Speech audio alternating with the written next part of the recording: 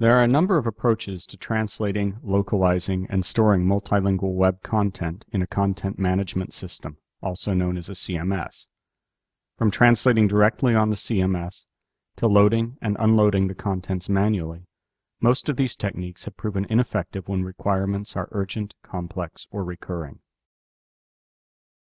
The method that has proven to be the most efficient for the translation and localization of web content is the creation of an interoperable connection between specialized systems for both content creation and translation, that is, between the CMS and the Translation Management System, also known as a TMS. This demo shows how CMS TMS interoperability provides more power and more control at a lower cost when using Internationalization Tag Set, or ITS 2.0 metadata for multilingual web content. We have used the Drupal CMS run by Kokomore to provide interoperability with the translation server, the Global Business Connector Server, or GBC server, and a TMS, the platform for the localization, interoperability, and normalization of translation, or PLINT, by LinguaServe. Here are the different phases that a file can go through. Drupal is a free and open-source content management framework. Many of the top websites are built on Drupal, and it supports large, fully multilingual site setups. Drupal is also well known for its extensibility through modules. At Kokomore, we made use of this possibility when we integrated an ITS 2.0 aware translation workflow in Drupal. A significant portion of the ITS 2.0 metadata can be derived immediately from information that is already available in the CMS. As an example, a central element in Drupal is the classification of content elements via user-defined taxonomies. This is an important feature for building websites and is often exactly the kind of information encoded in the ITS 2.0 data category domain. In this and similar cases, we provide the option to generate ITS 2.0 annotations automatically. In addition, we can interface with automatic linguistic annotation tools, such as those used for terminology recognition. Nevertheless, a number of data categories still have to be entered manually. For example, a decision to translate or not translate content, or reliable disambiguation information will have to be provided by a human. We provide two manual annotation modes for this purpose. One uses annotation controls that are fully integrated into the Drupal WYSIWYG editor, including context menus and keyboard shortcuts. The other one uses a separate browser-based annotation tool that supports annotation only, without allowing users to manipulate the page content itself. This can be used for doing annotation as a separate workflow step after content creation, without the risk of breaking the content. This second annotation tool can be downloaded separately for use outside of Drupal. An extension to TMGMT, Drupal's translation management module, then allows you to assign translation tasks to ITS-enabled language service providers or even machine translation services, and to keep an overview of the status of the translation tasks that you send off. Round-tripping of the annotated content between Drupal and the language service provider is completely transparent through ITS-enriched XHTML, although the user will generally not see this XHTML directly. GBC server receives the ITS2 XHTML content and performs integrity checks. LinguaServe's localization workflow is activated. In the pre-production phase, the file sent for translation from the client's CMS is processed in a common XML format for computer-assisted translation, or CAT tools. During the pre-processing, ITS 2.0 is also processed for the following phases of the workflow.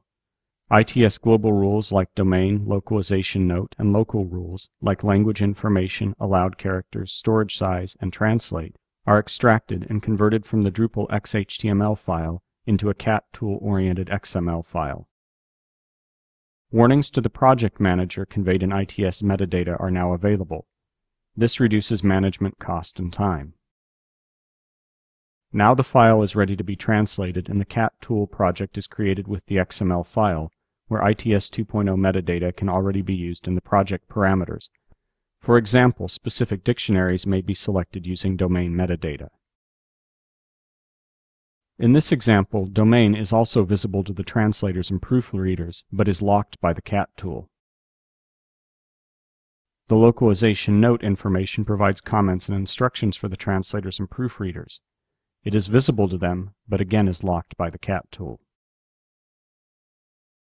Storage size is used to specify the maximum storage size allowed for a given chunk of content. The translation should respect this maximum value. Language information is used to indicate the language of a given piece of content, since some parts may be in a different language than the one expected from the overall project. Translate gives information on whether the content of an element should be translated or not. The parts of a text marked as non-translatable will be locked by the cat tool. In general, all the text in black is editable, and the text in blue is locked. Once the content has been translated and reviewed, Plint processes the XML cat-oriented files into the original format in XHTML by using ITS2 as activation or context rules. Plint also saves time and improves management, for example by automatically storing translation memories for future jobs in specific folders based on domain values.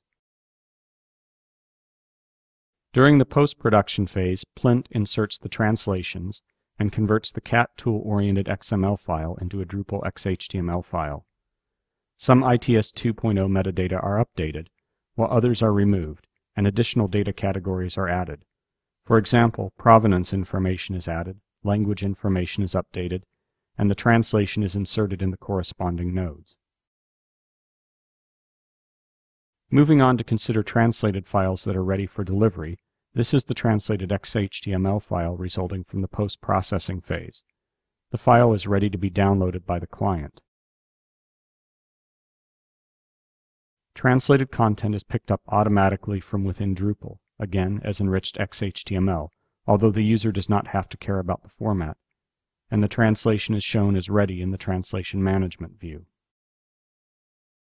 An optional quality check can be performed. This allows users to validate that all ITS markup has been ported to the translation correctly, and of course it also lets them check whether the information in the markup has been taken into account by the translator or not. For example, it can verify that all no-translate content is still in the source language. Translated content can finally be published to the target language version of the website via Drupal's standard publishing workflow. The whole process has been enabled by ITS 2.0, which has allowed direct and agile communication between the content creator and the localization team, automatic control and processes not just in a workflow, but in an expert system, saving time and money in both management and translation. For more information on ITS 2.0, please see the other videos at our YouTube channel. Thank you. Le long de longues files en attente, non, je n'aime pas trop quand ça